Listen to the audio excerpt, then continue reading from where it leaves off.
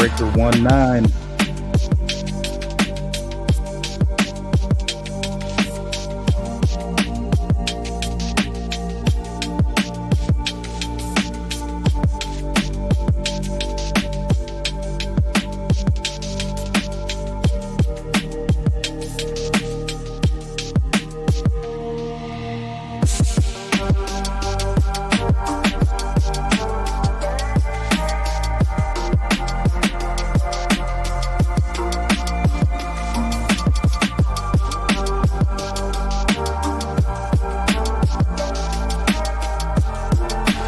Marlo. Ben.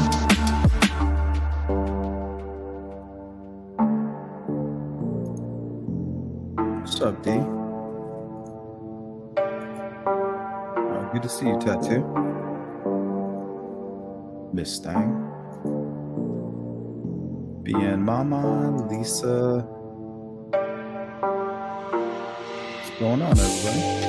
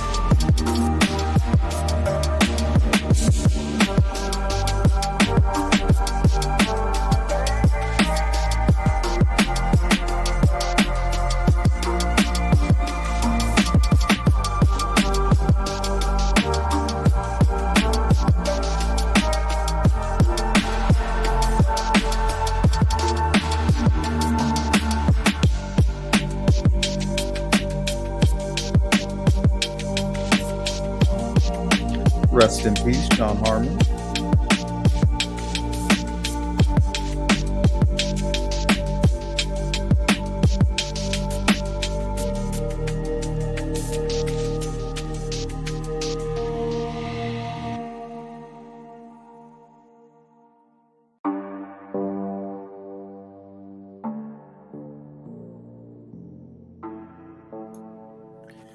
All right, I hope you guys are ready. Welcome to another Sleuth Intuition Live.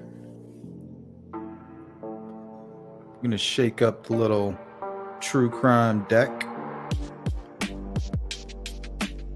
Got some old, some new, some horrifying, and some strange.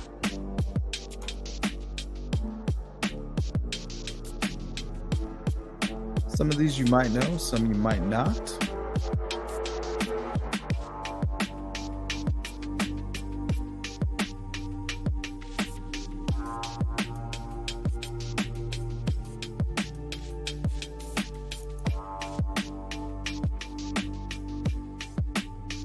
Take care.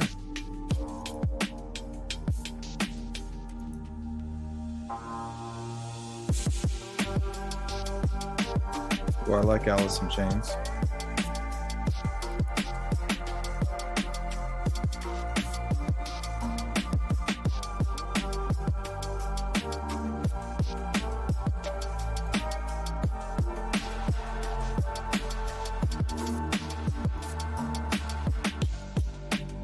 What's up, Cole? Ditto on that. What's up, Jen?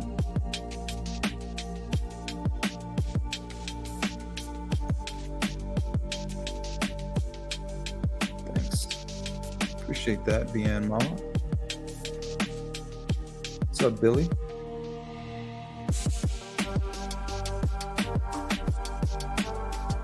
Thank you, D.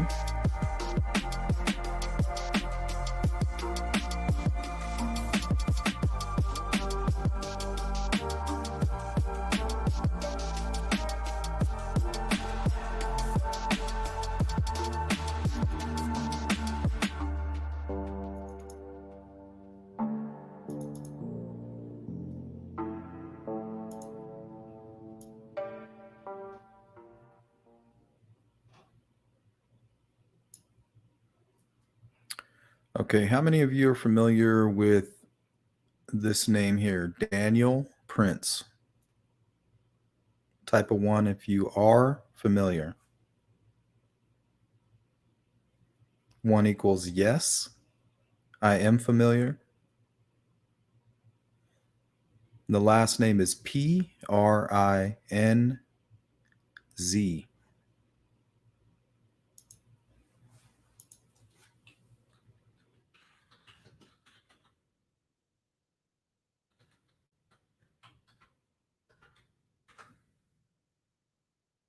Sorry, P-R-I-N-T-Z.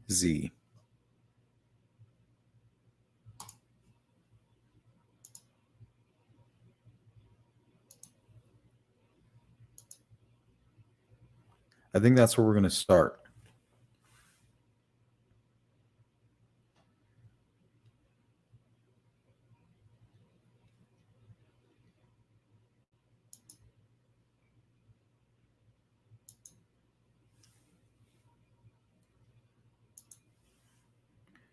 Straight from the horse's mouth says no. D says kinda. Lisa, no. Wow. Maybe when you see his face, you'd be like, okay.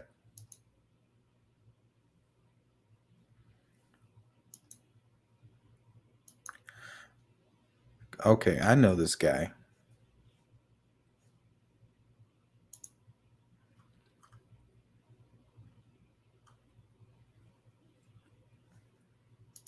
Local women who finally have their stories told after their deaths. This is Nancy Rego.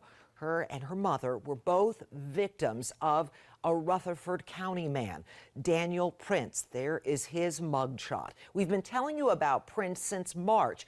He pleaded guilty Tuesday to kidnapping, resulting in the death of a Greenville County woman named Edna Shuttles.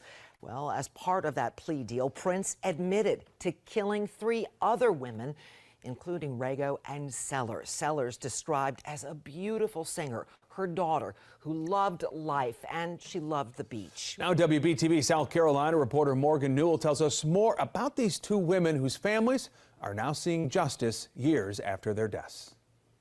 Tina says yes. This press conference was just as much about the victims as it was about Daniel Prince. And today, the team of investigators and attorneys took the time to honor those victims. He was a sick-minded individual, dangerous individual.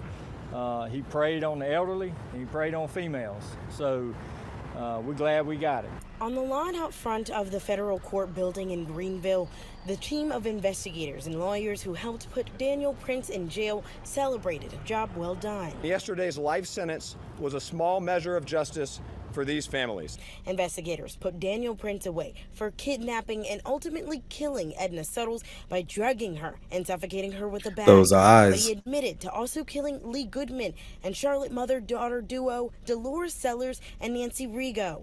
Very honored to be able to work alongside these guys and help bring some closure. Oh yeah, Lisa, he looks Prince nuts. shot Rigo Look at those and eyes. gave a lethal dose of medications to Sellers.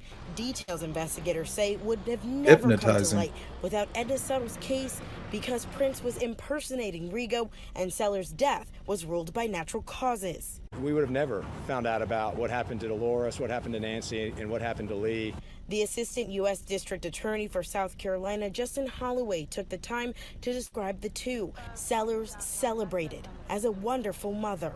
She was beautiful, she loved to sing, and reminded family and friends of Elizabeth Taylor with her dark black hair. Rigo remembered as a bright Yep, light dear scum. shining on the world. She will be remembered mostly for her laughs, for her love, and her spirit full of life. That infectious laugh is what her family members will so fondly remember. Investigators say Prince wanted to be tried on the federal level, which is how they were able to get so much information from him on these other cases. Rigo and Sellers' families will get some of that restitution. Behind bars since September, but we have learned that he is now being linked to at least 2 missing persons cases. Daniel Prince is charged with grand larceny after surveillance video showed him driving a vehicle belonging to 80-year-old Edna Suttles on the day she went missing back in August. Suttles is from Travelers Rest. According to warrants, Prince and Suttles left a Travelers Rest Food Lion in her vehicle the morning of the day she disappeared. It said video showed her vehicle returning to that store that afternoon and that he helped her get into his vehicle. Authorities then said Prince drove Suttles' vehicle to a nearby hotel parking lot where he wiped down the interior and exterior and walked away, heading back to his vehicle where he drove off with Suttles, who appeared motionless. On his property in Rutherford County, the warrant Serial said that killer. authorities found a bee box and that it contained Suttles' purse and car keys. They also found a trash bag and a tarp, and it says a canine detected the odor of human remains, but none were found. The warrant also connects him to a missing Charlotte woman since 2017. According to those warrants, he told investigators that he could take them to within 3 feet of Suttles. For now in Travelers Rest, Taggart Howe, WYFF News 4.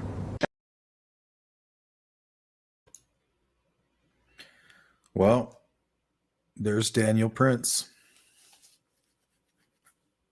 Cold-blooded serial killer, really.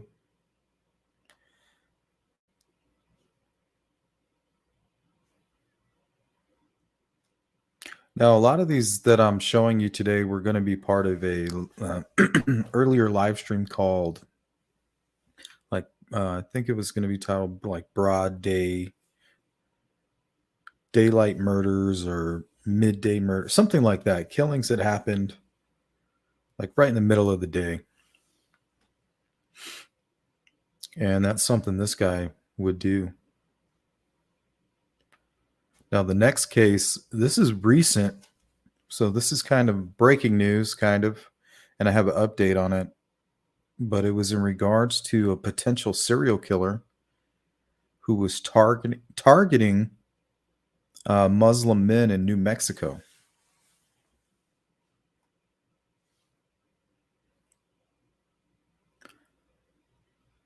So check this out. A community in terror, fearing a possible serial killer is on the loose and gunning down Muslim men after a string of what authorities are calling targeted killings across Albuquerque.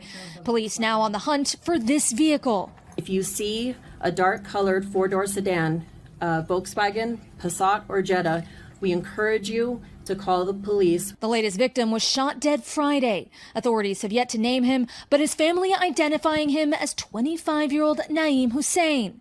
His brother-in-law telling NBC News Naeem's friends found his body around midnight in a parking lot east of the city. They approached the vehicle and saw Naeem, and they opened the door. As soon as they touched him, he slouched over and fell over.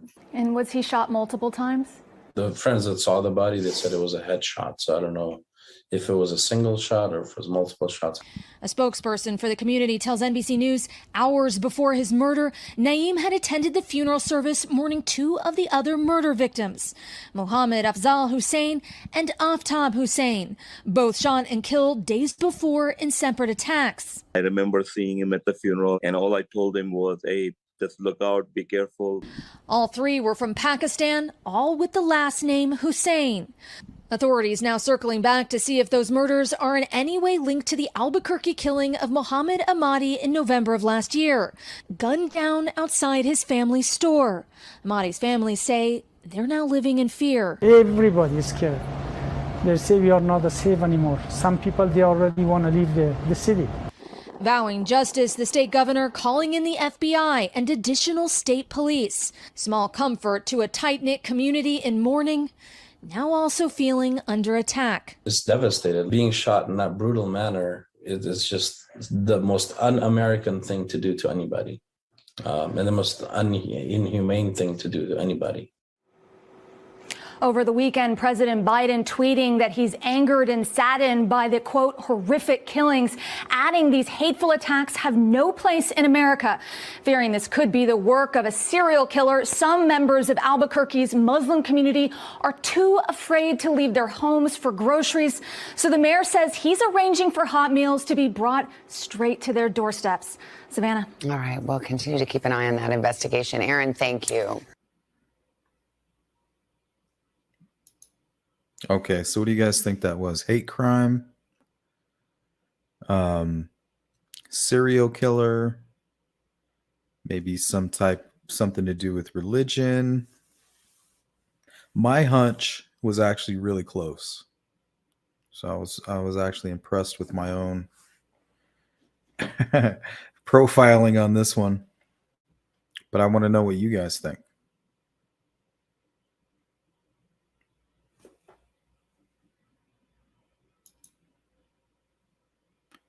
They tried to spin it as a hate crime, and it very well could be.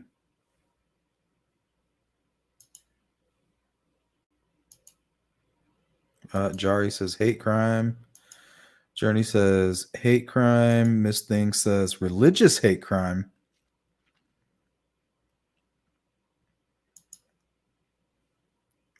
Now, what I was suspecting, and they still don't know yet, but it's leaning towards what I suspected.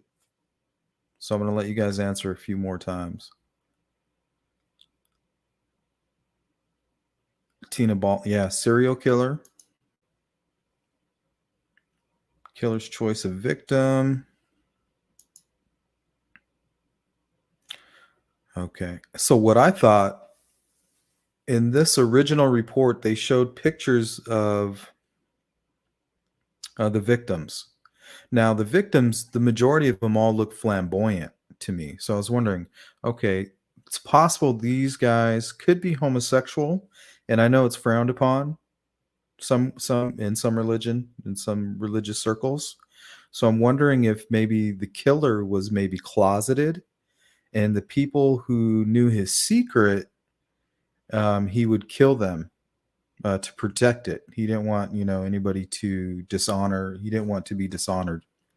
That's what I thought immediately. And it appears that way. And they kind of hint to it in this next report. But we'll leave it up in the air. Here is the update. About a possible motive. Good morning. Police haven't been specific on a motive, and they're still trying to figure out if the murders are hate crimes. Detectives did search the suspect's home, and they say they found evidence that basically says, in their words, he knew the victims to some extent. For months, the unsolved murders of 4 Muslim men had this community in Albuquerque on edge. But in the end, police say a tip from someone here led them to a suspect, Muhammad Syed. You put faith in us. You trusted us, you passed information on to us that was crucial, and that led for us to being able to make an arrest in this case. Police say Syed, who is 51 and also Muslim, has now been charged with the recent murders of Aftab Hussein and Muhammad Afzal Hussein. Syed is also the primary suspect in the killings of 2 other men, Mohammed Zahir Ahmadi and Naeem Hussein. Syed has been taken into custody after a traffic stop, and police say a search of his home yielded evidence connecting him to the murders. Multiple firearms were recovered from that home. Right now, we believe that at least one of them inside the home and one of them inside the car that was pulled over are matching to our two crime scenes. Investigators say they found evidence that suggests the suspect may have known the victims and the attacks might have been motivated by an interpersonal conflict. He said interpersonal conflict. What do you think? Right? I was like, oh, I was right. Interpersonal conflict. That suggests the suspect may have known the victims and the attacks might have been motivated by an interpersonal conflict. CBS News has also obtained this video showing who Muslim leaders say appears to be Syed, slashing tires in the parking lot of a mosque after a dispute. Police have not yet corroborated these images. This crime made our community feel like it was under attack. We spoke with the brother of one of the victims about the murder suspect. This is an act which is not done by people who represent this state and this city. So this is an outlier. So I got relief that once an individual is caught, so we are in peace. Even with the suspect in custody, police will keep up their patrols around mosques and Islamic centers here. It's also worth noting that investigators are still working on potential charges involving the two other homicides. Nancy? Crazy. A relief for the Muslim community. Closeted serial killer.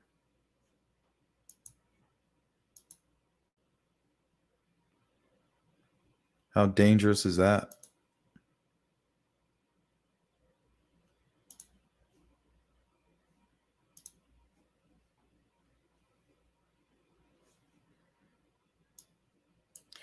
All right, the next one, viewer discretion is advised.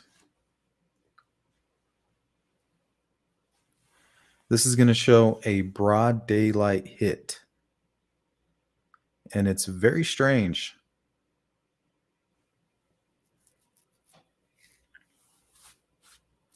And professional, I might add.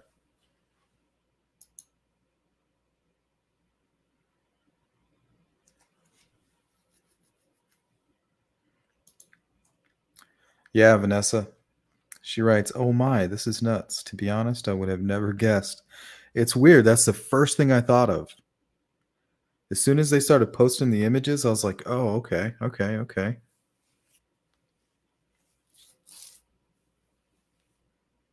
And not all of them. And I could be wrong because they still don't know the facts. But that's what I'm suspecting.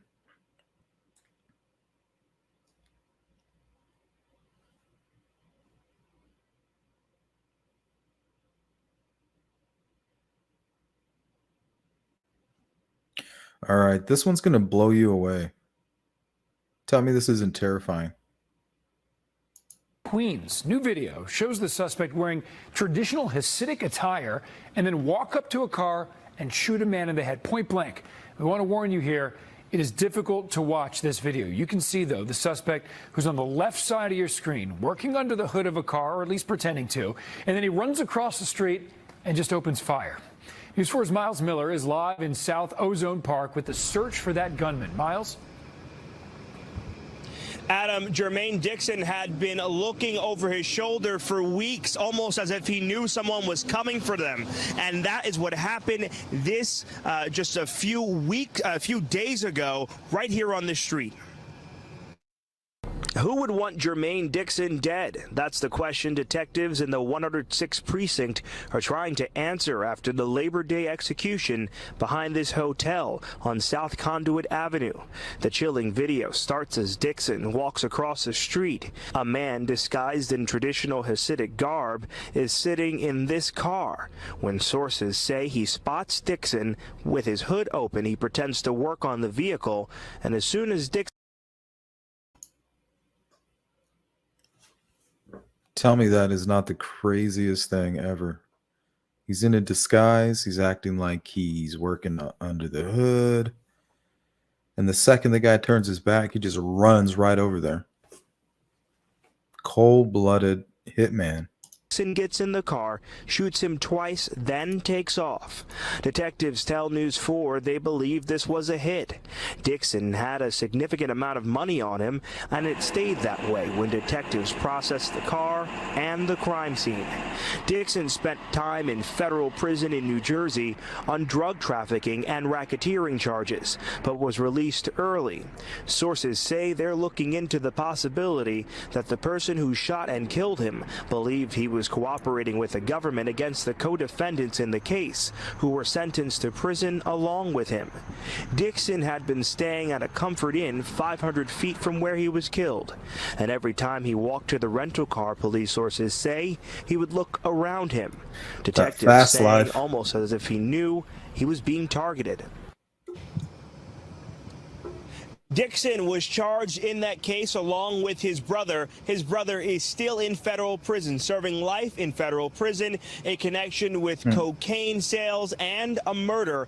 All of it happening back in the 90s in Brooklyn. The search is on for the suspect in this incident. We are live in South Ozone Park. I'm Miles Miller, News 4 New York. Back to you.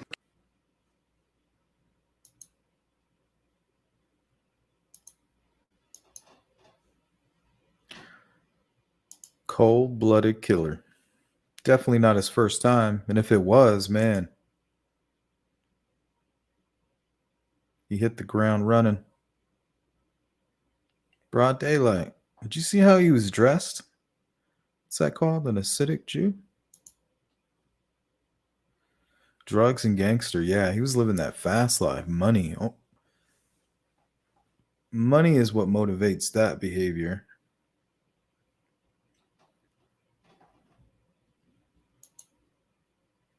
Yeah, that was like 5 seconds. He was gone. He even like picked up his feet or something. He could have easily have like picked up his feet, closed the door.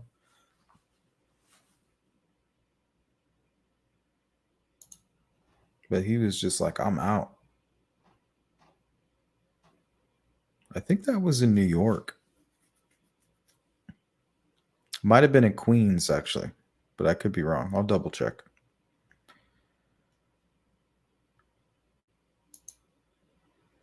All right. Now I'm going to take you back a little bit. Oh, New Jersey. Thank you, Tattoo.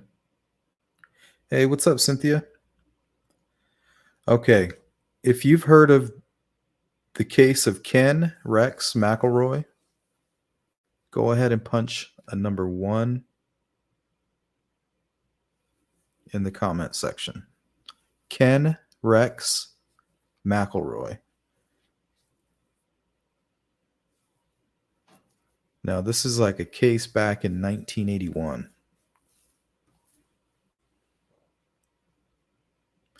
This is old school.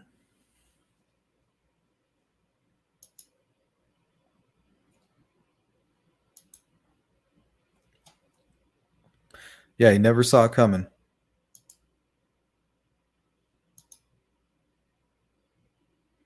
Oh, Olivia says yes.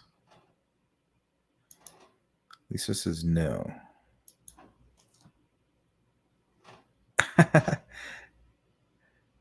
Yeah, this was like a borderline insomnia crew for sure. Ozone Park is Queens, New York. Yeah, Queens. Thank you, Sewers. Miss Thing says, I watched a news report today about traffickers tagging girls' cars with tape on their license plate as easy targets. What the fuck? Well, they have those tracking tags too. You know, I'm noticing a lot more people finding those on their vehicles or seeing reports of people, stalkers tracking people. So you buy these tags, you program them into your app, and then you just, I guess, hide them on somebody or in their car or something like that. Tattoo says no. All right, this is old school right here. This is basically a story about a bully who has bullied a town basically his entire life, and they finally stand up to him, kind of in a Roadhouse kind of way. Ken Rex McElroy. Well, he was born in 1934. He died July 10th, 1981. That's him right there. He was an American criminal and convicted attempted murderer who resided in Skidmore, Missouri. He was known as the town bully, and his unsolved killing became the focus of international attention. Over the course of his life, McElroy was accused of dozens of felonies, including assault, child molestation, statutory rape, arson, animal cruelty, hog and cattle wrestling, and burglary.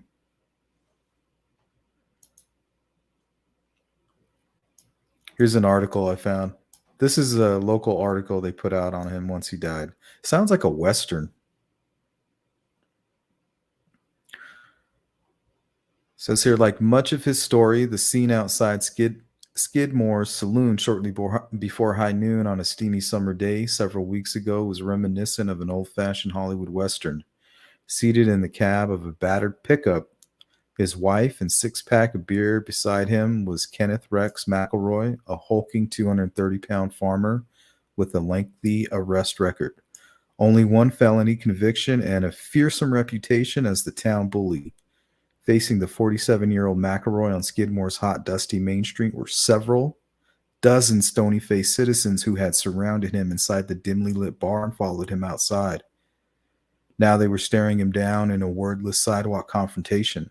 Suddenly, the silence was broken by the stark pop-pop of two high-powered rifle shots, followed by the sound of shattering glass, shrieks of terror, and more shots, about 5 of them coming in quick succession from behind the pickup. Pop, pop, pop, pop, pop. Blood spattered, and weeping hysterically, McElroy's wife clambered out of the bullet-riddled truck. Stunned and wide-eyed, the onlookers slowly rose from the ground, where they had flung themselves and moved off, form a hushed circle. So in all, he was indicted 21 times but escaped conviction each time. Excerpt from the last. In 1981, McElroy was convicted of attempted murder in the shooting of the town's 70-year-old grocer, Ernest Bo Bowenkamp. McElroy successfully appealed the conviction and was released on bond, after which he engaged in an ongoing harassment campaign against Bowenkamp and others who were sympathetic to Bowenkamp, including the town's Church of Christ minister. He appeared in a local bar called D&G Tavern, armed with an M1 Garand rifle and a bayonet, and later threatened to kill Bowenkamp. The next day, McElroy was shot to death in broad daylight as he sat with his wife, Trina, in his pickup truck on Skidmore's Main Street. He was struck by bullets from at least 2 different firearms in front of a crowd of people estimated as numbering between 30 and 46. To date, no one has been charged in the connection with McElroy's death. So I guess that's how you get away with murder in a small town, is if everybody also was involved. The entire town tried, basically killed this dude. Hey, what's up, Callie? How you doing? Good to see you.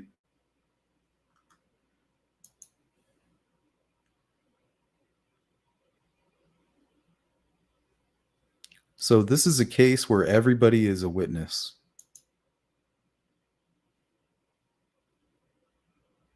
They're all guilty. Accessory after the fact.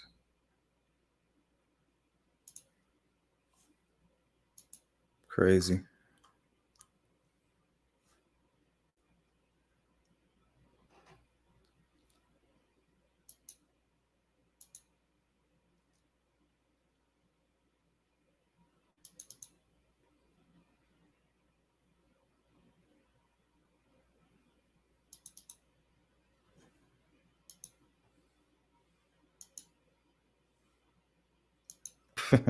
He's a real peach. No, never. Yeah, he had no limits. Like, he literally would just bully his way. You know what I mean? Like, He did what he wanted to do. He's like, what are you going to do about it? I mean, look at those chops. You don't mess with chops like that, you know, unless you're running with a squad, or in their case, what do you call those? A mob? Like a pitchfork mob?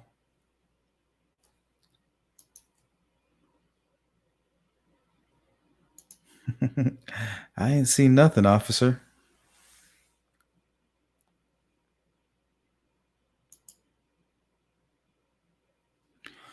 All right. Now, viewer discretion for real on this next one. I'm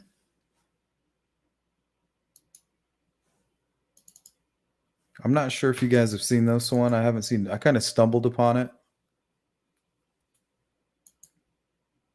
I guess I'll call it the Liz Beth. And it's not Elizabeth. It's Liz Beth. Lizbeth. And her last name was Mass. Lizbeth Mass. So if you've heard of this case, type a 1.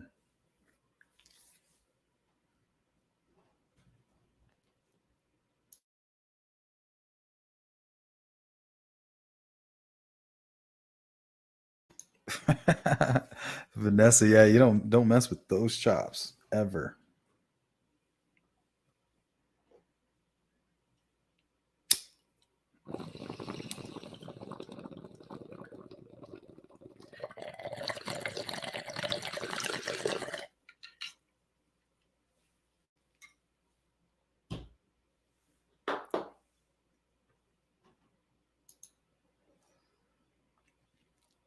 Jari says, I remember that from way back.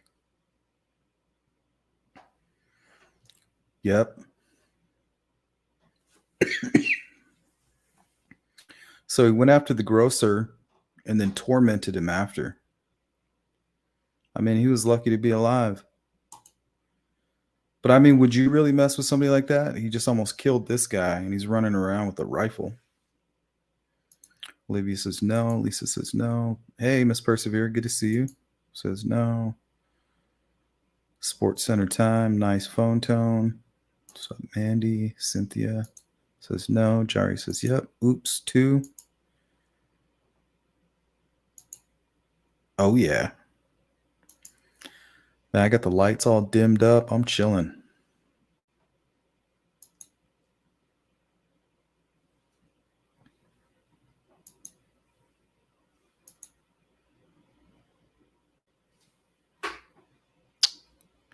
Once again, her name was Lizbeth Mass.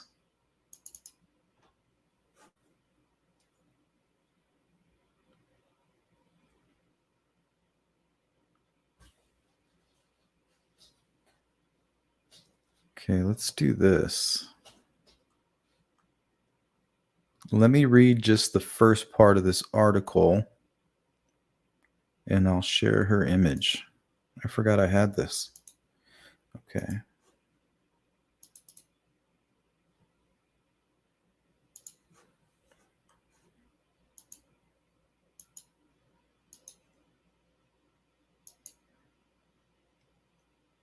So that there is Lizbeth. And this is kind of a little bit of the backstory here. Devastated by witnessing his girlfriend's broad daylight gun murder, Dwayne Walker wasted no time exacting revenge in a shocking caught-on-video incident in the Bronx. Now, I think this happened about a week ago. As his girlfriend lay dying on a sidewalk in City Island, Walker rammed his car into accused shooter Geraldo Reyes as Reyes tried to flee by bicycle. The video obtained by the Daily News shows, and that's what we're going to take a look at.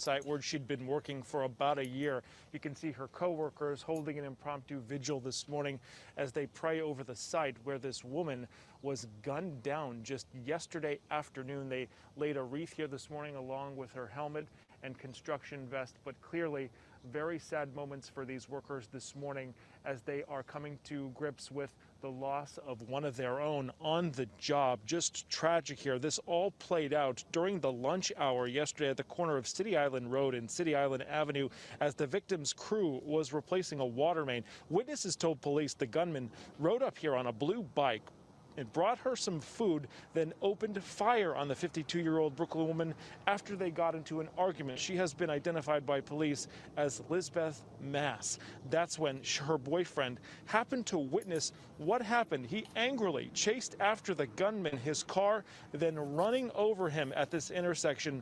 Then the boyfriend beat him while down on the ground until police got here. This morning, her coworkers back on the job clearly with heavy hearts. It's kind of tough. It's hard to miss a co-worker, and it's just unbelievable that it happened. First I thought it was shots from the other side, but it seemed mighty close, so I went to look. And what did you see? Like I said, when I got there, she was already on the ground, and the guy had been already run over. And back at the town square right here, some clearly difficult moments and tragedy striking very close to the hearts of these construction workers who have been working on this job again for many months, replacing a water main at this intersection, never fully expecting anything like this to happen. Police have not yet identified that 66-year-old suspect. He is actually hospitalized this morning from the injuries he sustained here by the boyfriend. He got fucked up. He's expected to be charged later on today. More on a motive. According to police, the suspect tried to strike up a relationship with this woman as well. That's why you don't When piss she people turned him off. down, that is apparently when he turned on her. So viewer discretion advised, because I found the actual security footage of this. Now, what you're going to see is basically up in the left-hand corner. Let me see if I can pull it and pause it.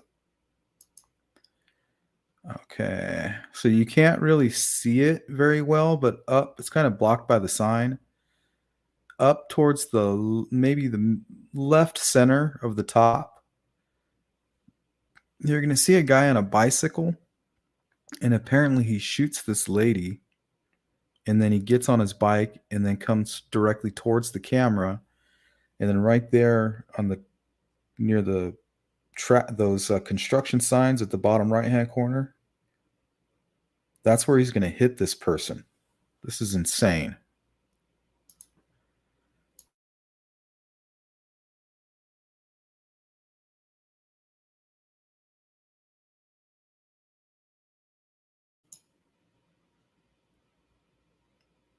So he just shot her. He's like, oh, damn. Okay. He's got the gun in his hand. And you can see they blurred out her body. And apparently her boyfriend was like parked waiting for her to get off or whatever. And he's kind of seeing this from a distance in his car. He saw this go down. He's coming right now. He's coming full speed. Bam. Did you see that?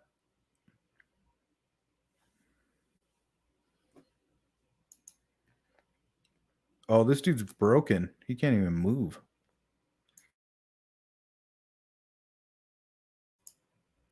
Came back with the door open. Oh, he wasn't even in the car. He let it roll over the guy. That's so savage.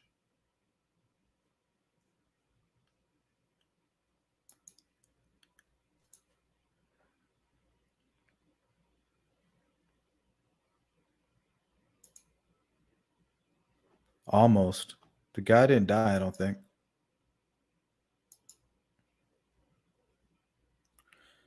Hello, Kate. Hey, what's up, Jeff?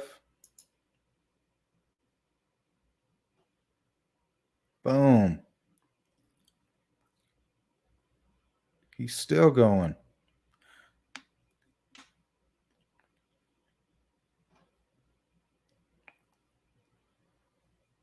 He's like, dang, yep. He's all, yep, you killed her. Wow. You never know when shit is going to pop off.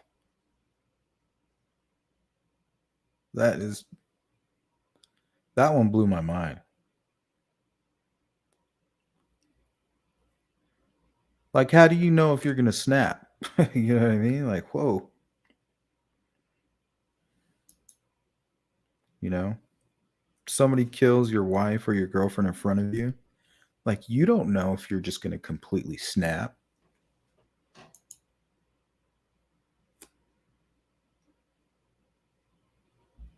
That dude freaking snapped. Like, instantly.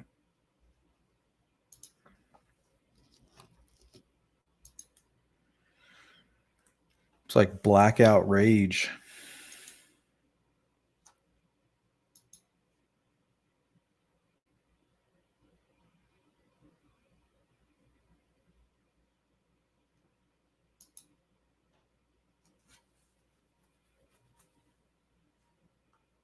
Okay, so here's a backstory on that. Walker's so she was a flag girl for a construction company. Witness says she was beautiful. She was everybody's person, everybody's friend. Walker, 58, told the Daily News on Thursday night at his home in Queens. She was the one at the party who got everybody dancing, Walker said. Everywhere she went, she drew a crowd. She's described by local residents as sort of the mayor of the city. Here's the details here. As his girlfriend lay dying on a sidewalk in City Island, Walker rammed his car into accused shooter Geraldo Reyes. The impact with the Hyundai Sonata flung Reyes on his back to the pavement. Then Walker jumped out of his 2016 Sonata, which then driverless rolled backward past Reyes as he struggled to use a temporary roadway sign to pull himself back to his feet. Just as Reyes stood up, Walker ran up, pushed him to the hood of the car, pummeled him, stopping only after bystanders rushed to the scene. Reyes, a 66-year-old handyman, was one of the people who knew Mass. He often biked by her construction site. So this seems like a love triangle.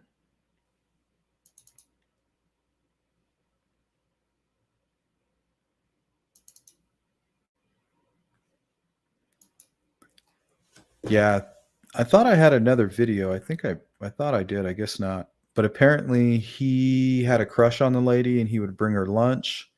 And she started a new relationship with this guy that ran him over.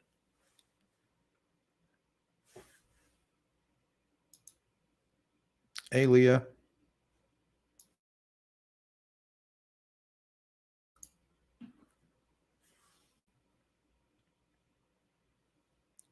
So I guess she was kind of like, hey, I'm seeing this guy.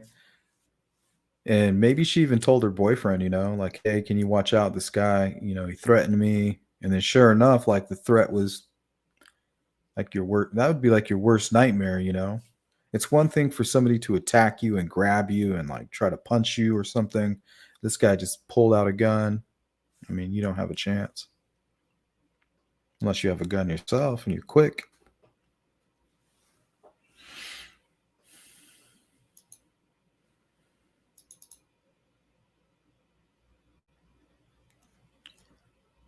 All right. So I think we're going to end this live stream on some random Delphi news clips that I found.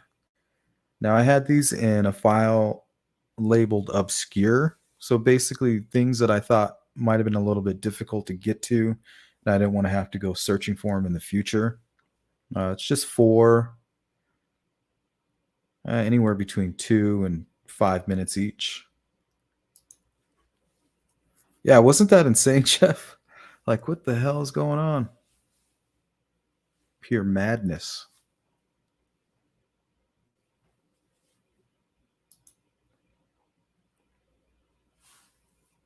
Yeah, something was definitely wrong with that guy. Because after he shot her, he kind of dangled the gun like just half in his hand, half out, and kind of walked around a little bit. It was weird. It's just didn't seem normal, any of it.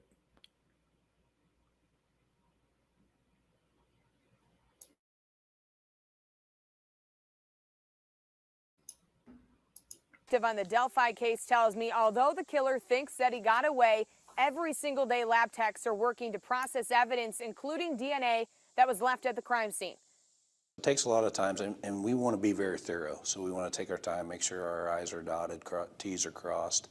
But this is a tough case. A case Indiana State Police First Sergeant Jerry Holman has worked every day for the past 6 months. We're getting closer every day. I know that's cliche, but we are. Dozens of state, local, and federal agencies still working around the clock to track down the man they believe killed Abby Williams and Libby German while the girls were out on a walk on the Delphi Historic Trails in February. We're stronger than ever. Police tell me they've conducted hundreds of interviews, followed up on thousands of leads, and served dozens of search warrants to find clues the killer may have left behind.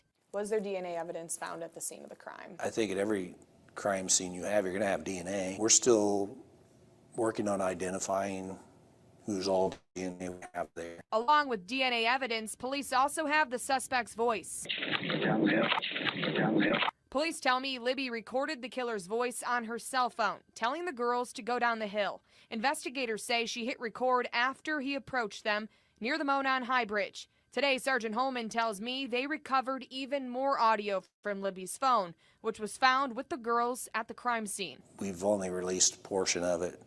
There's some others that we think could help us, but again, protecting the integrity of the investigation is the key here. So we can't release everything we have because there's only certain people that know the details. And if we release everything, then we get into possible false confessions. Sergeant Holman And we know that there were 2 documented false confessions in the Evansdale case. Just FYI. says several people have come forward and said they saw the killer walking on the trails the day Abby and Libby were killed. Those people helped develop this composite sketch that was released last month. Is there anything we did or didn't do that jeopardized this case? No. I still believe somebody knows. Somebody knows what happened. For whatever reason, they won't come forward.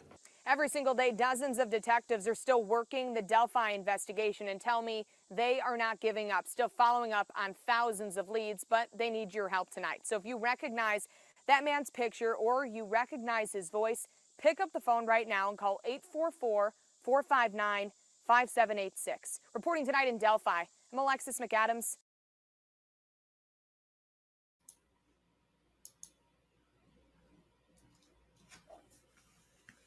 I think they have unidentified DNA. And I think they find it strange that the DNA is unidentified when they witness or they think they've probably identified everybody that came in contact with the people and received DNA samples. So that most likely means that if it's unidentified, and we saw in Michael Katz's video where he asks Kim Riley about the DNA, he says it's like this guy never committed a crime before. So that's where the mean teen theory comes from.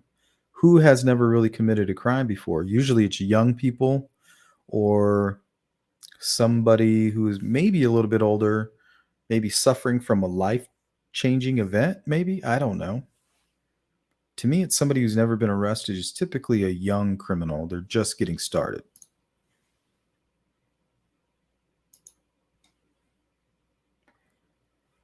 Jeff Lebowski responding to a question about to Chick P. Marie says, Jeff Lebowski, what is the Hatch Act? Jeff Lebowski responds, simplified is an elected official is not supposed to gain public support through taxpayers' dollar, especially a candidate in election.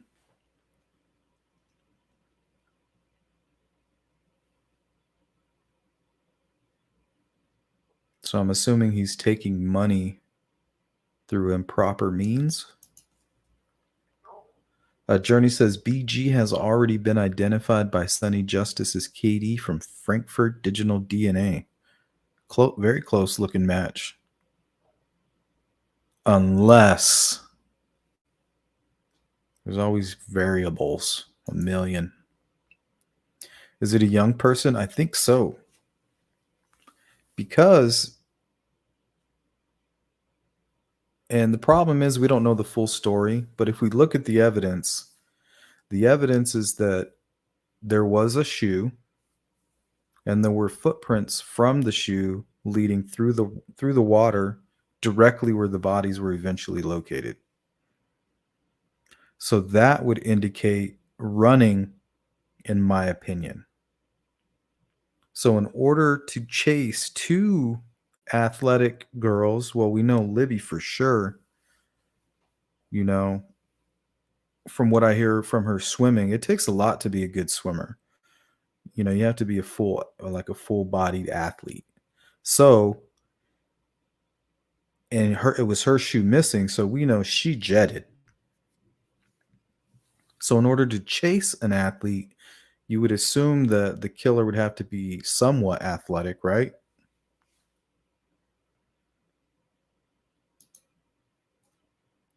Especially if he's moving. The reported weight of Libby, I think, was 200 pounds. So if he's moving her, or he's moving even 130 pounds, you know, you got to have some kind of strength. Ron Logan affidavit says they were moved. So that evidence points to the killer being young. Paul Eder, I remember all that stuff. That is interesting. He was very curious about the case, and then once he was caught for something else, he killed himself, right? In a standoff. I don't know if they would come back, but they would definitely announce it, because if they had his DNA,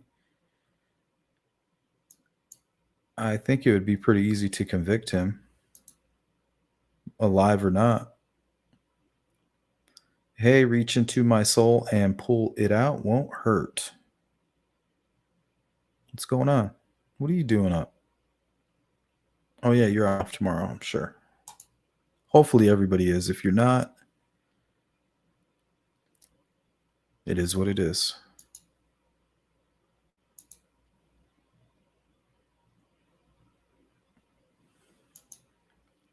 Jeff says, Katie is not the bridge guy. I mean, how could you know for sure? Multiple killers? Yeah. Old bridge guy, somewhat old. And then younger accomplice does the chasing and is the athletic one. I just find it strange, in a lot of the pressers, they don't rule out that there's a girl involved. Have you noticed that? Even the new prosecutor says he or she.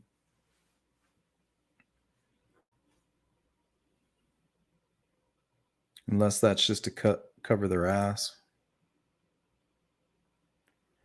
Hello.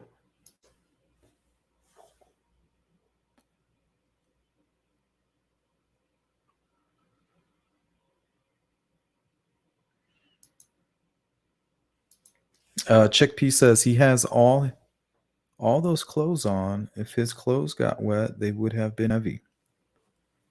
My only question is this. If we're going to use the facts, at 2:13, they encounter bridge guy on the south end of that bridge. That encounter lasts 43 seconds from what we know, and most likely to get down the hill and possibly to the water maybe, or that's just where she shuts off the video. I mean, really, that's all we know. There's just so much time there from 2:13 to what we think is the time of death, which is around 3-ish, which we have no clue. So what happened in between that time?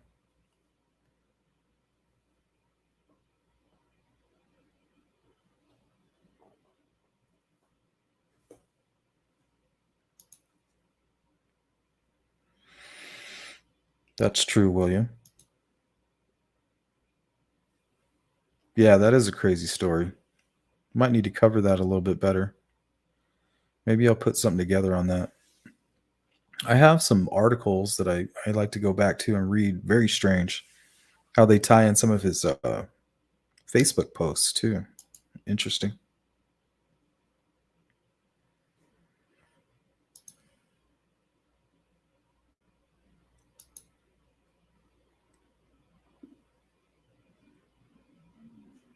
Yeah, Leah. Leah says, I think she shut it off quickly because she got scared and wanted to hide the phone. Yeah, it's possible. Because apparently they were filming, they weren't really on the bridge. They were kind of off the bridge, right at the head of that trail that you see that leads down the hill there. They were kind of down filming, and they were probably thinking about going that way anyway. But maybe they saw something down there and they were like, oh shit, we can't go down there. And they felt stuck right there. And then he was like, nope, you're going to go down there and you're going to go, go join whatever's down there, which could have been another person.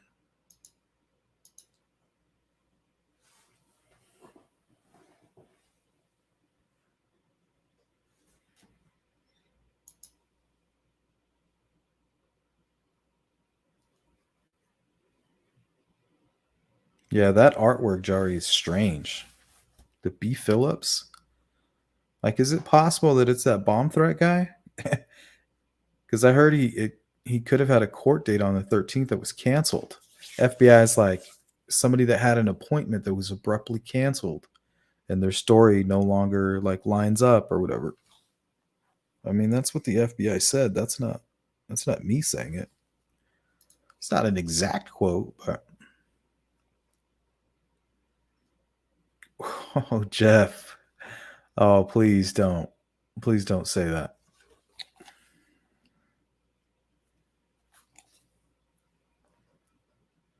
Because, I mean, there's like at least a 8% chance. It's risky. Yeah. Thank you. Hey, Charlie. Charlie Murphy. Darkness, everybody. What did the five fingers say to the face? Tried to punk me.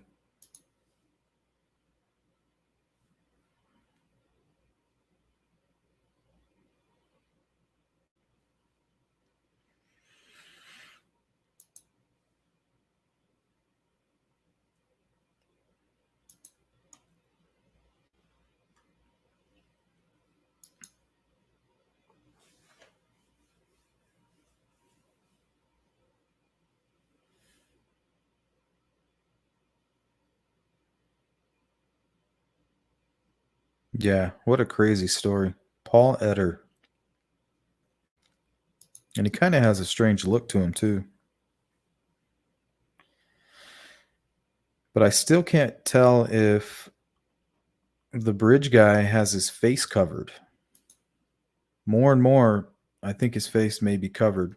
The thing that I thought was a cigarette may actually be a hoodie string. I'm not sure what it is yet.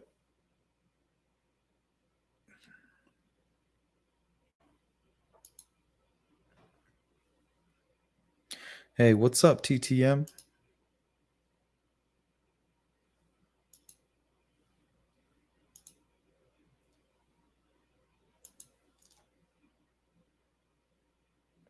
Hey, Tina, one person could never have managed to do everything they've said was done, not in that time frame. Unless he had the skills. And that's what brings me back to the Las Vegas dispensary owner / cashier who stabbed that boy. Did you see how he handled those two guys? Imagine if those were two young teen girls.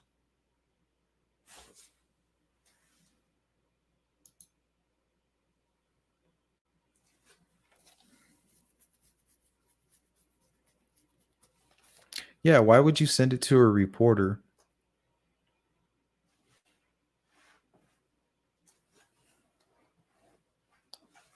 And I mean, I've been working on that damn image for so long, and it's barely now looking like his face is covered. And this guy, his drawing, his face is covered the way I'm starting to see it. Strange. But then again, it could all just be like a blurry mess, creating anomalies and stuff like that.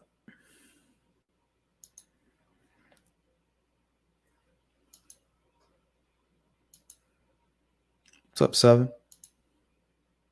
Hey, VVS, how are you?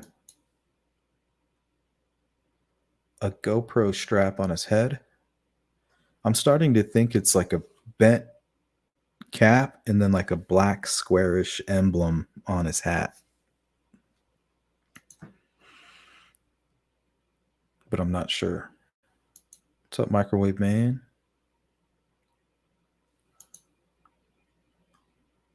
All right, caught up with the chat for the most part. Let's move on. From Indiana's news leader, Eyewitness News Nightbeat starts now. And now there's fear. Now there's people who are not sure about the safety on the trails. More than a week after the murders of two young teenagers, police and people in Delphi are keeping a closer eye on the area where the girls disappeared. Now, this effort comes as state police now get ready to release brand new details into the investigation into the murders of 14-year-old Libby German and 13-year-old Abby Williams. They promise to reveal more about the case just hours from now during a news conference in Delphi at 10 a.m. tomorrow. Now, police have followed up on hundreds of tips, and that's already led them to eliminate dozens of potential suspects in this case. And at the same time, they've also identified brand new people they now say they want to talk to. And that includes a still unidentified man who's now the main focus of the investigation into the murders. The grainy photo was taken around the same time Abby and Libby disappeared. Now, police say they have already enhanced this picture, but they still cannot provide a better description. That's the best we can do with that particular photograph. As far as identifying markers and information like that, we're constantly trying to work on that and identify this person, but we do not have a particular height, a particular weight on this person. State police say sketches being shared on social media from an artist who says he's from Arizona are only hurting their investigation. And the person who created those sketches is not associated with police in any way. But there's another effort underway tonight in Delphi that could make a positive difference as police continue to work to solve the girls' murders. Eyewitness News reporter David McAnally is in Carroll County with a new push to make the trail system there safer. John and Andrea, as police are planning for Wednesday morning's news conference, others here in town are planning for more security down the trail. This man used the trail to take life, police say. But Dan McCain's trail work for over 30 years has been to enrich life. It almost looks like he's going at a faster pace than I go. McCain knows the High Bridge Trail and its wide space railroad ties. So that's probably why his head is down, but he's going faster. Perhaps. Does that mean the man the police are looking for? Is it me?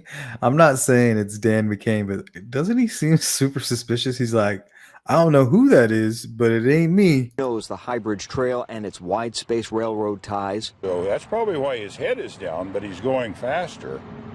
Perhaps. Does that mean the man the police are looking for in the murders of Libby German and Abby Williams was familiar with the bridge, or just careless, or in a hurry to get away when the picture was taken? We may learn more when police release new information Wednesday morning. And now there's fear. Now there's people who are not sure about the safety on the trails and all. Mostly we would counter that with, well, go with friends, go with a group, go with your dog. And now McCain and the group that maintains the trail and the canal system have a new idea for some extra security out here on the trail. With a local bank, they're planning a fundraiser to fund a system of trail cameras for the 10-mile trail. They could record incidents or be used for real-time surveillance. Because we have... Hey, Chopper, exactly. Faster than me. I don't know how fast he's going, but he's definitely going faster than me. That's all I know. Had some mischievous vandalism and some things like that. Because of that, a camera system is already in the works for Canal Park. Those park cams will be installed in the next couple weeks. For the man who spent 70-plus years on these trails, the double murder It's a shock. It's a terrible shock, and it causes us to work together more, to really bring our minds and our hearts together. While 2 teens died off the trail, McCain says it was kids who gave the trail life years ago, school kids who volunteered to clear paths. And when they go home after a Saturday workday, they'd say, "Hey, Mom, hey, Dad, hey, Grandma, come see what we've done." And so people, how can you be against something that children help develop? Several folks we talked to walking down the trail today say they like the camera idea. They just wish it were around earlier. Back to you, John. All right, thank you. David McAnally in Delphi tonight. Now, Eyewitness News will be at that press conference in the morning when state police give an update on the murders. At this point, they say they do not anticipate announcing an arrest, but they say it will be important. We expect updates on the investigation, possibly the release of more evidence, and perhaps a financial reward. Eyewitness News will bring you live coverage of that briefing tomorrow morning at 10 a.m., both on WTHR.com and on the WTHR app. And again, if you know anything that could help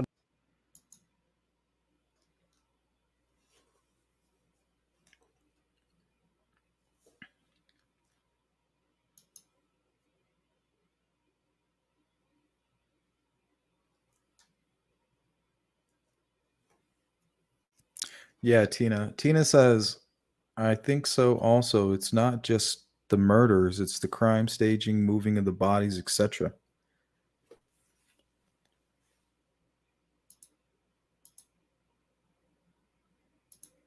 You know, why not just kill them and then run? Like, why move the bodies and do all that stuff?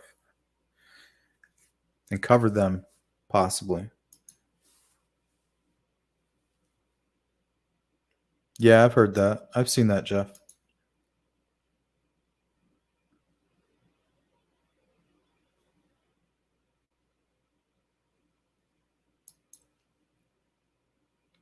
Good night, Miss Thang. Have a good one.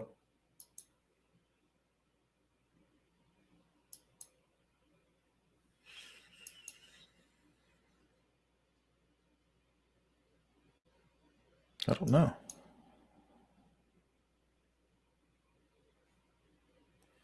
Yeah, during a flood over there at the park. Riley Park. I guess usually they go swimming there, but the water was unusually high and it swept them away.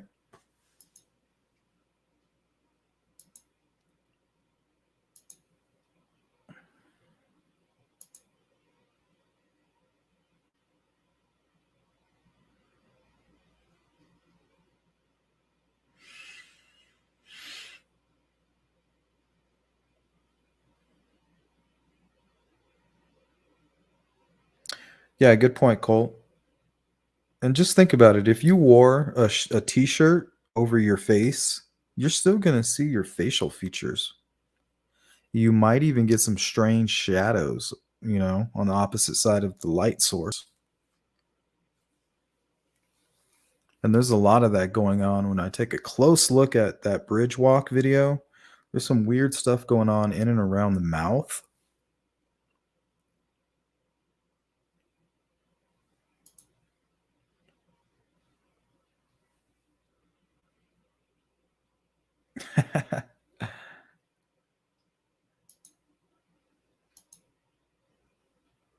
McCain money train.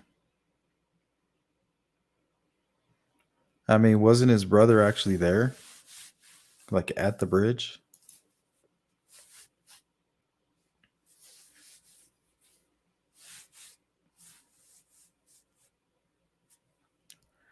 Charlie Murphy says, I heard Robert Ives say the staging was to try and throw police off track. I don't know if that's what he said, but I know for a fact that staging is usually done to mislead law enforcement. But sometimes it could be done out of panic or ritual.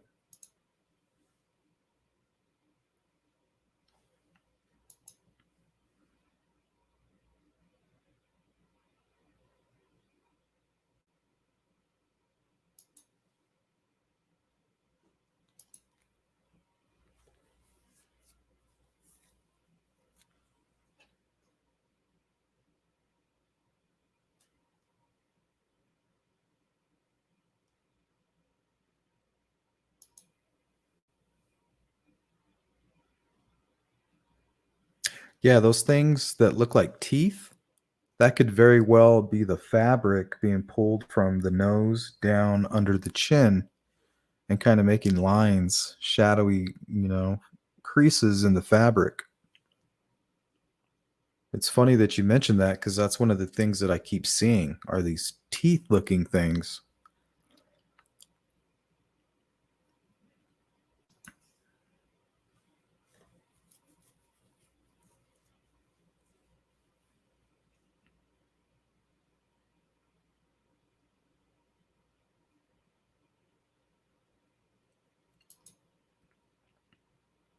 Good night, Seven.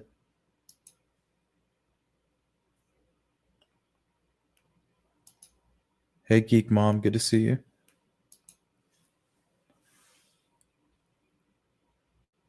Yeah, that would be the safest.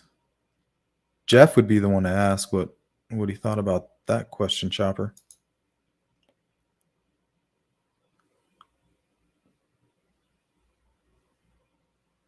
That is true, Jeff.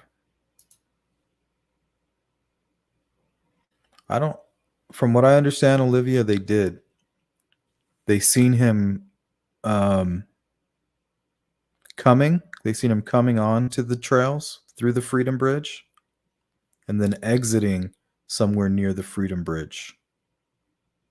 So now, however he got to those points, I'm sure he was hiding that the entire time around those areas. But from what I understand, witnesses did see this guy.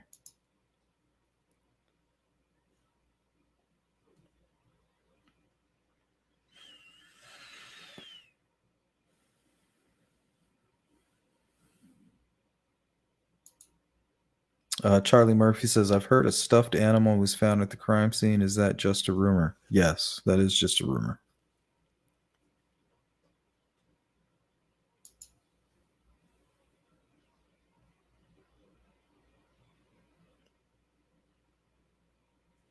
Yeah, who knows, Tina? I mean, how crazy is this guy? What was his motivation? Did he hide? I mean, it would be very easy for him to hide, wait for the sun to go down, and then just pop out.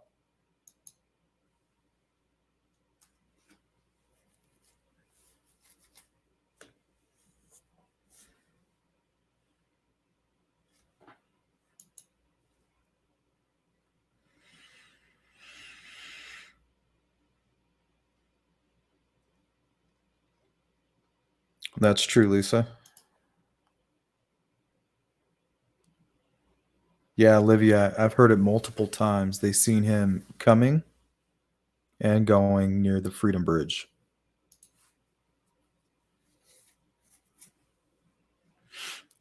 Yep, and there's also a rumor of two young guys in black from straight out of the rumor mill, dressed in black and also with masks, caught in the background of somebody's images. Oops, sorry.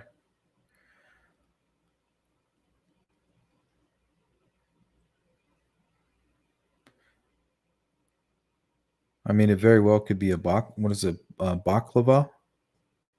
Baklava? Just pulled down. I mean, there's so much motion blur, double exposure, cascading images, editing from law enforcement or whoever else.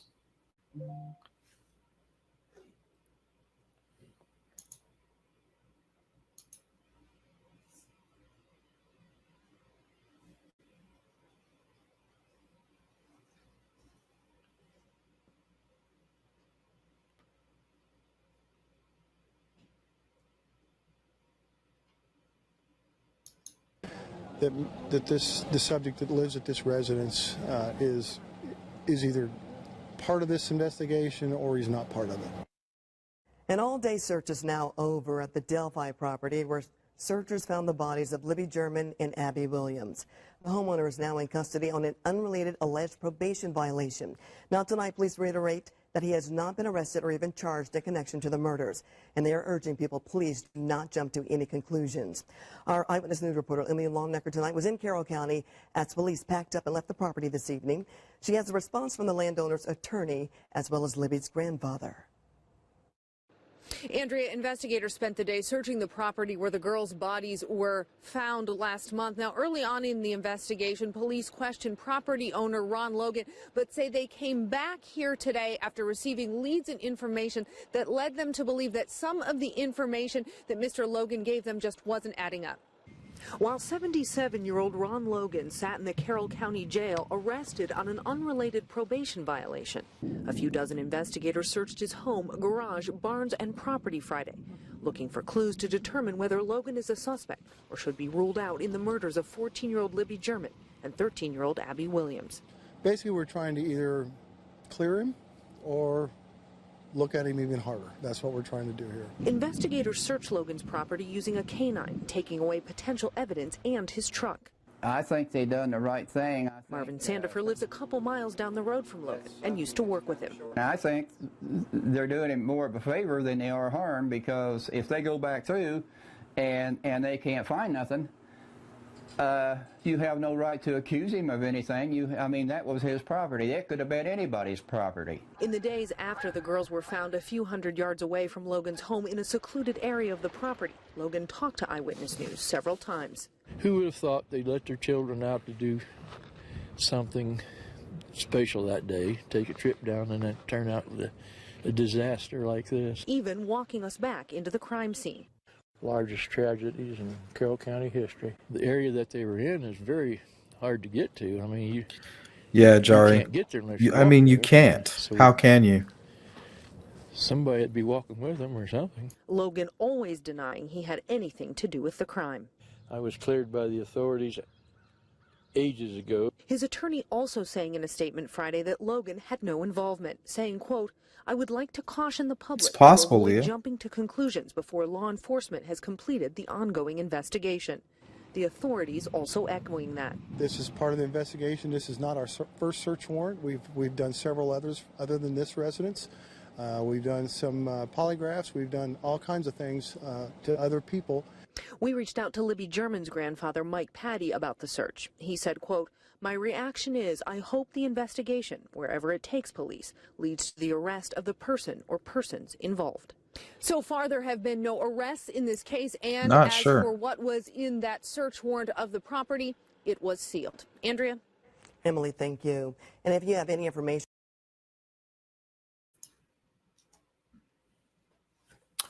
Jeff was asking, when did they first arrest Logan after the murders? When was this aired? I mean, it's got to be sometime after March, right? 2017.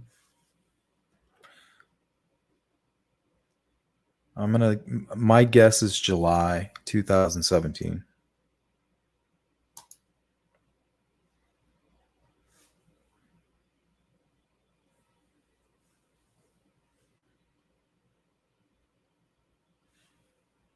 I mean, I just would never say absolutely Ron Logan had nothing to do with this, or he's not the bridge guy. I mean, there's so much going on with that image. It's crazy.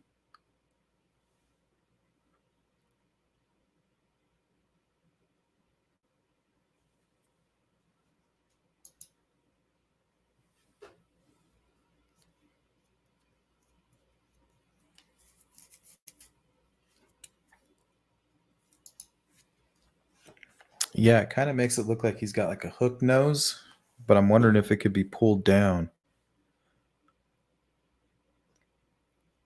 I don't know if you've ever been working and you didn't have a mask, so you just took a t-shirt and kind of wrapped it around your face and tied it in the back.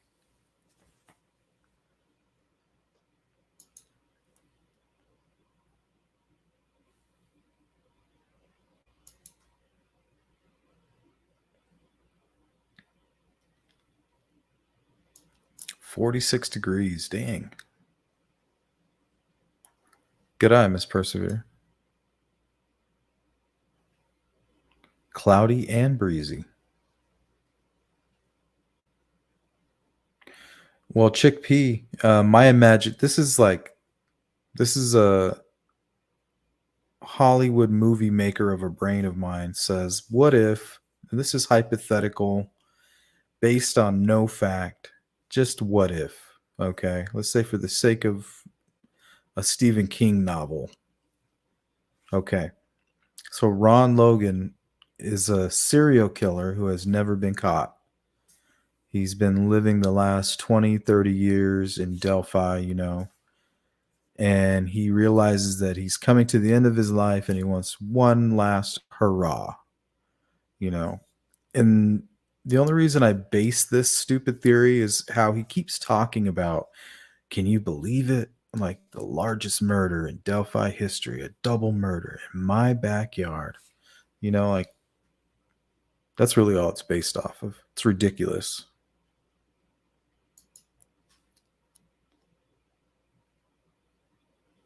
Yeah, why would they park at the CPS building?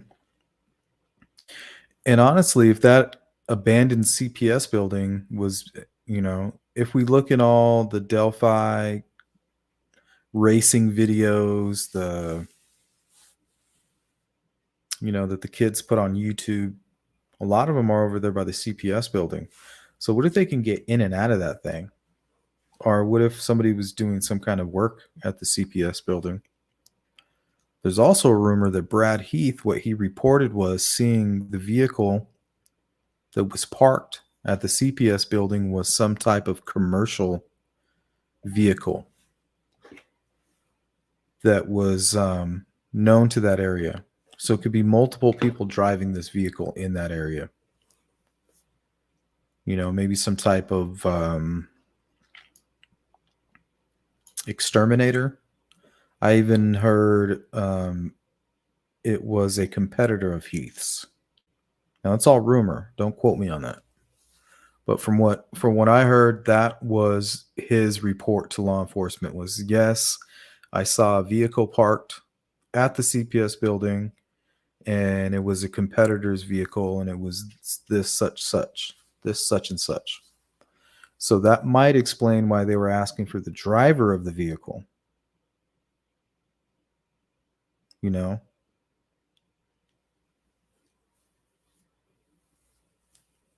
Maybe they couldn't figure out or locate everybody that worked at that company at specific times or verify their story, you know? Just a thought. Yeah, William, there's like 10 faces. And then you got pareidolia, so you don't even know if some of them are faces. So you got to really kind of be careful and you got to kind of separate the coloring. That helps a lot, in my opinion.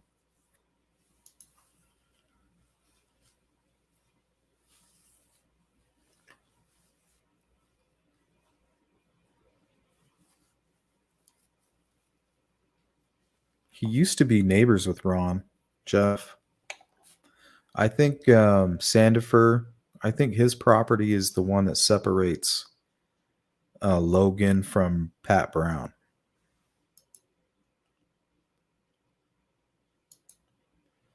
Thanks, VVS. Always good to see you.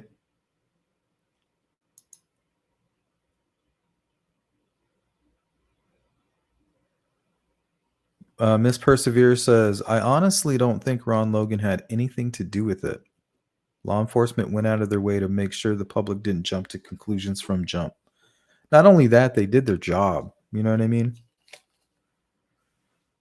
And they really came down hard on the family early. So everybody that thinks they didn't look in that direction, that was the first thing they did. They got that out of the way. Boom. They got Ron Logan out of the way. And then they try to do their best with Keegan Kline. But if you listen to Keegan Kline in in his interview transcript, they're like, well, you lied in your first interview. And he's like, well, yeah, you laid out all the evidence and then I told the truth. You know, so that shows he's like, I'm not going to say anything until you can prove my involvement. So they need to prove, and that could be why they were asking for the Anthony or put out the Anthony Shots bulletin. Like, hey, does anybody know this guy? Did he ever ask to meet you? That way they can seal the deal.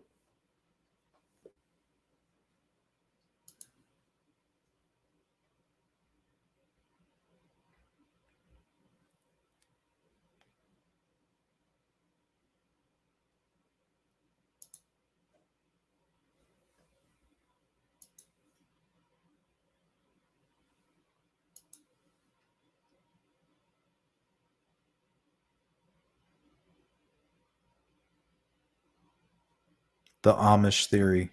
I've actually mulled that over with some folks. It's not a bad theory.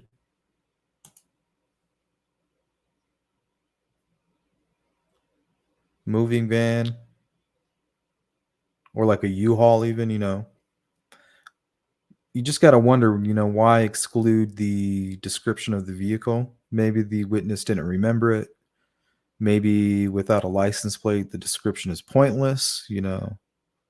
Like, why say, oh, it's a white Honda Civic when every street in America has at least one white Honda Civic? You know what I mean? That wouldn't be helpful. But it does make sense if it was a work truck.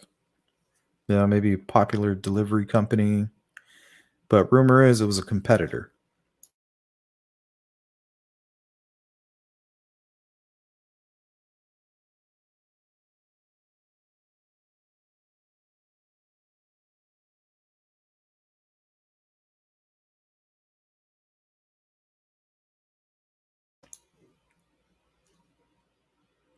Well, I mean, technically, it's like, I'm sure he goes back. That's kind of like his land too, in a way.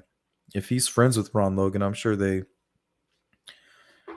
you know, probably hunted back there. I think there's a lot of wild turkey back there, if I'm not mistaken. And deer also.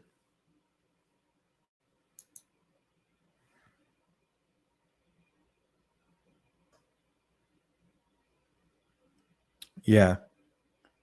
Cool. And very well could be, because you can still see the facial features, but they're, yeah, it kind of looks like they're smashed down. Like a bank robber, you know?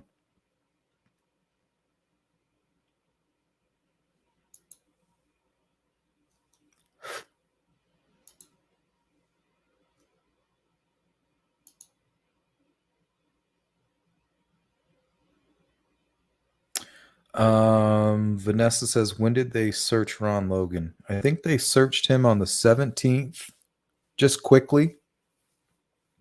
I think they searched his house and his vehicle, and then they came back in March, I think on the 11th, if I'm not mistaken. Then they searched everything. Because I think he has a couple sheds and maybe even possibly a barn. Yeah, Lisa, I think like another pest control company. So, I mean, if let's say you run a pest control company and you got 10 drivers and they're all out, you know, 4 of them are near Delphi and, you know, the other are somewhere else. But you can't really, you don't have GPS tracking or anything like that, and you can't account for their whereabouts. So law enforcement sees one of those vehicles. He wants to know who the driver is. Just a theory there. Don't go around quoting any of this stuff.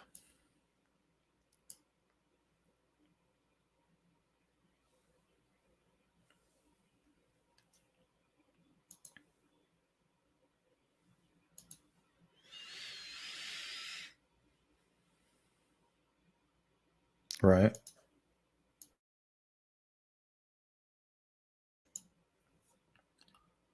Yeah, Journey, that's a good point. He wants to ask him why.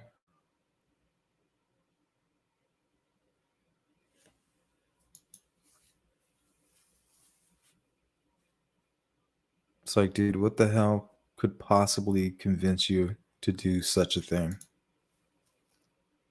Like, what were you thinking?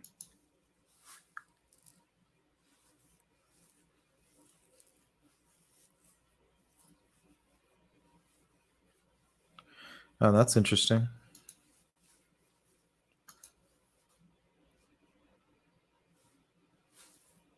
Yeah, because I mean, this worker could still be even connected to like the Anthony shots, you know?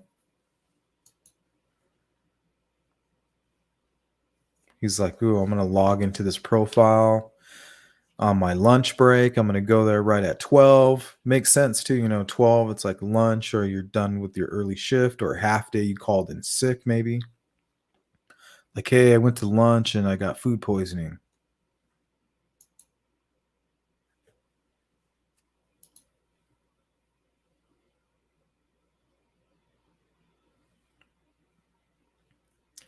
Oh, you had food poisoning. Well, where were you from 12 to 5? Oh, I was home. I was in bed throwing up. Can anybody verify that? No.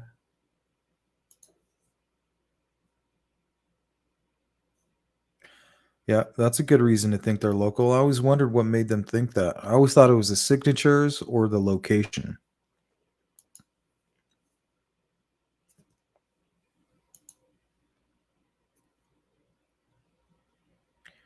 Yep, Colt. That also feeds into that rumor of the stuffed animal, the pareidolia bear. And it could be, you know, I'm not convinced, but I'm not going to say, you know, either way. Exterminator. Well, I think Brad Heath, if I'm not mistaken, is some form of an exterminator. And I think he was actually on the job. He had business near the cemetery.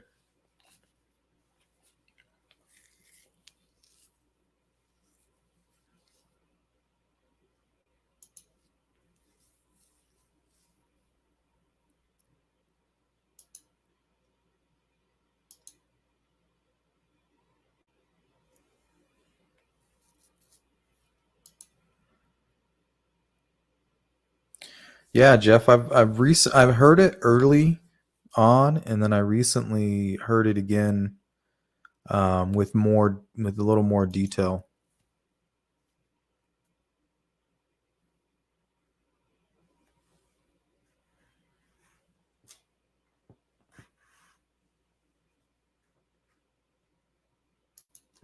And killers police are desperately trying to catch. In fact, we're all familiar with this Delphi sketch from the still unsolved murders of Libby German and Abby Williams.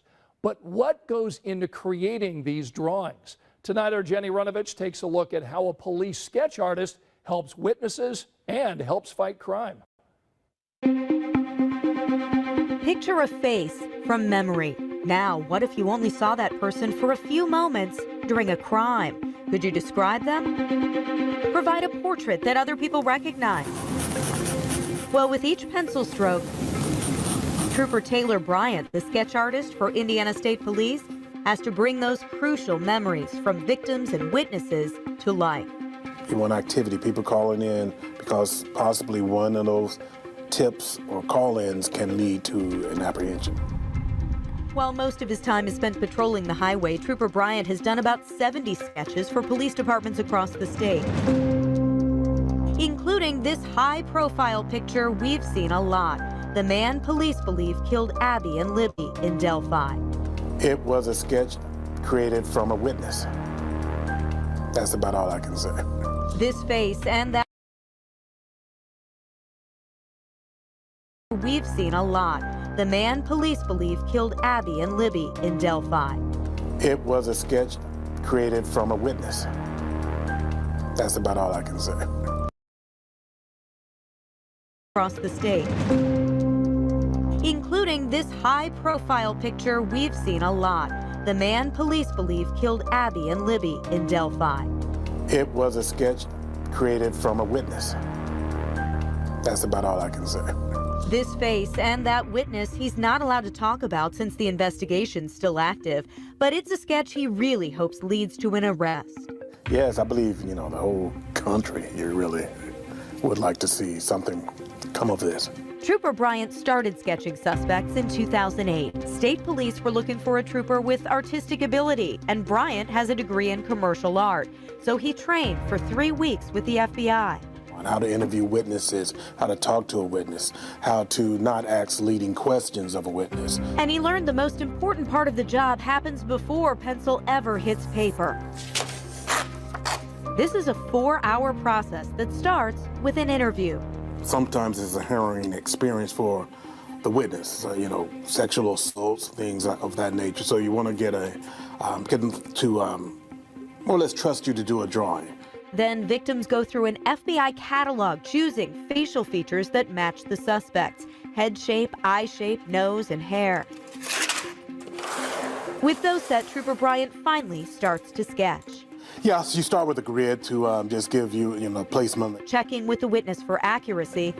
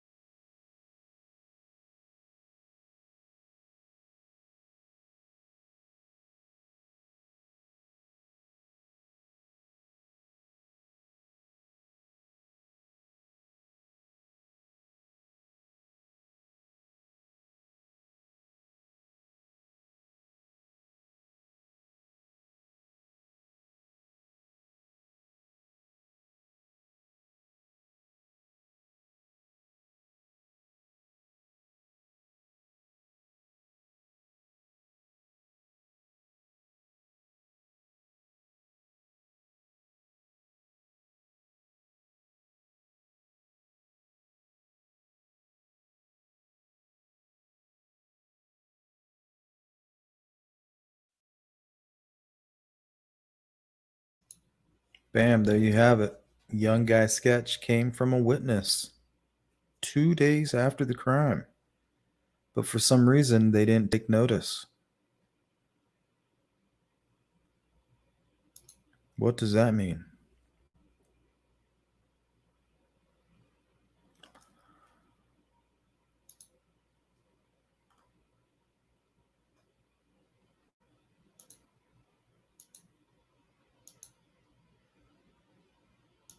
So we are going to hang out for about 15 minutes. We'll hang out in the chat.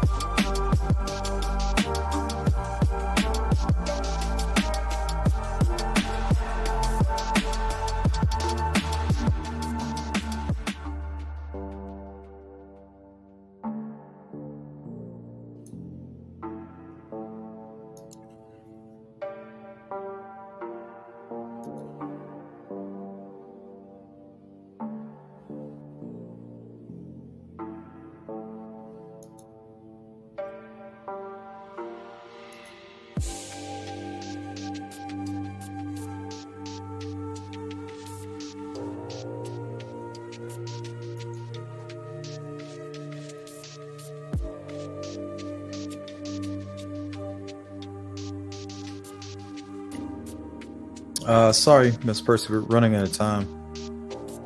I already pulled it off of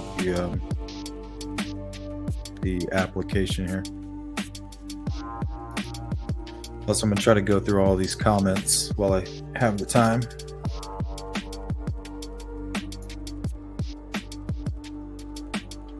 Thank you.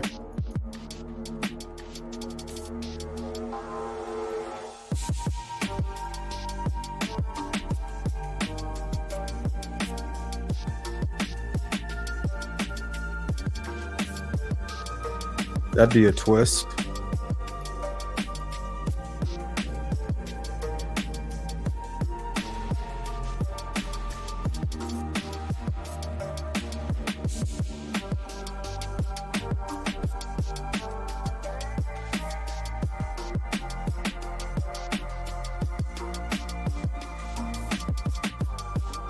Yeah, Garrett Kurtz is a good fit. Thank you. Good night.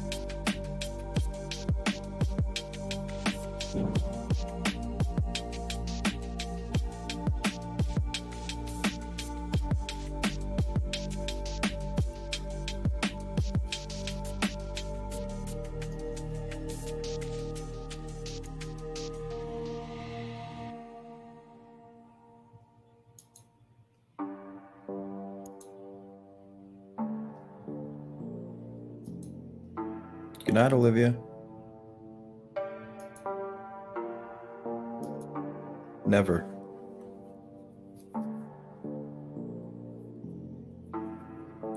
Straw that broke the camel's back.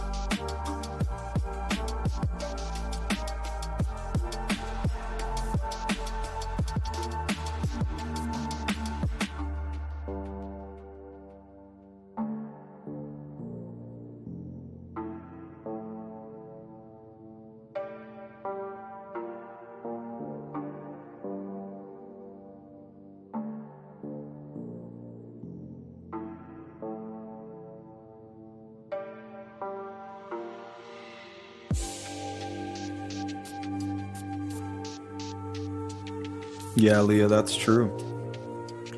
Leah says, you look back in older cases and usually someone they previously interviewed. Yep. You guys watch Cold Case Files? That's like almost 100% of the time that's true. It's like a relative or like a witness even. Wow, that's a good point, Leah.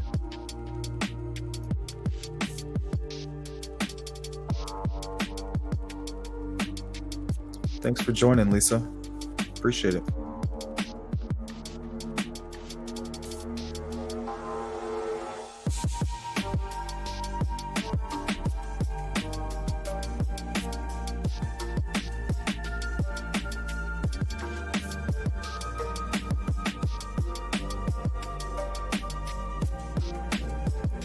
Hit the thumbs up if you want to. Subscribe.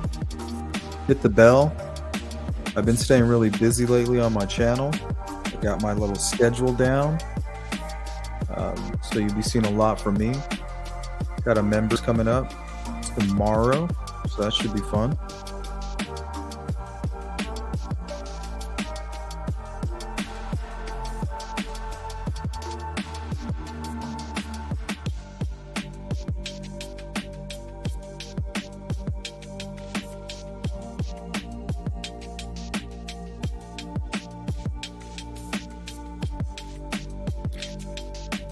Full Sendington says law enforcement needs to communicate better. They owe us an update. I agree.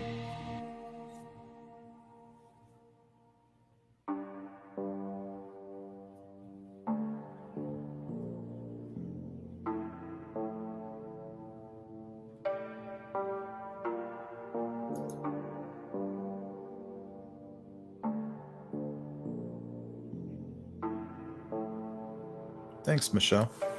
Thanks for hanging out.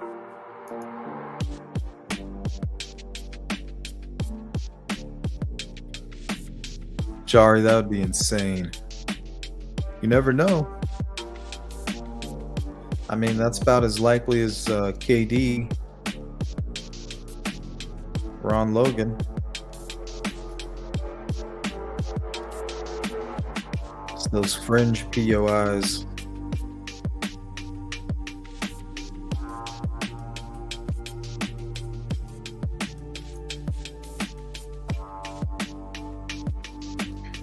I'm thinking probably 3 p.m. Eastern time. And it's going to mainly just be Delphi and then some other conversation starters. And they'll probably hang out for it'll be a lot like this live stream here. This is pretty much what our members' live streams look like, huh, guys? Yeah, Colt, sleuthintuition@gmail.com. Holla at your boy. Thanks, Leah. Thanks for participating in the chat. Some turntables. Is it a Technique 1200?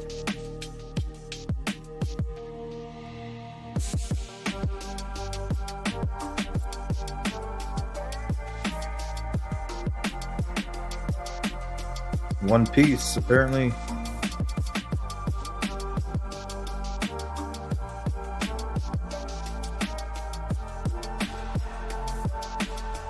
Hana Lee, that's a good point. Hana Lee says, I struggle with serial killer versus local. At this point, it seems like somebody would have talked in town, but that area. Somebody knew that bowl of land sitting there. Hana Lee, that reminds me of a case where these two men were trafficking young women, and one of the girls she said, I'm out, I'm gonna get out of this game, and I'm gonna turn you guys in, and kind of said it in front of all the other girls. Well, later that night they kidnapped this girl, made a snuff film, not for monetary gain, but to show all the other girls what would happen to them if they ever did what she did. This crime is unsolved to this day. A couple of the girls came forward and were going to testify and now recanted their testimony. Unsolved case. They have the guys on video. They're free to this day.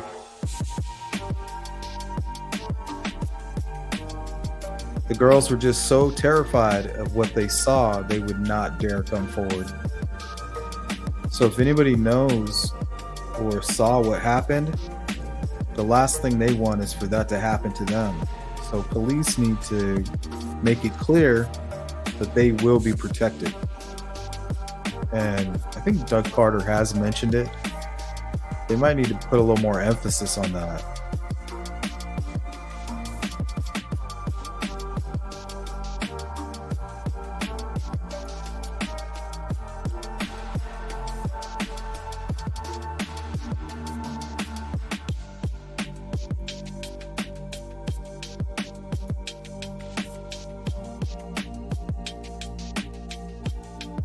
Got it.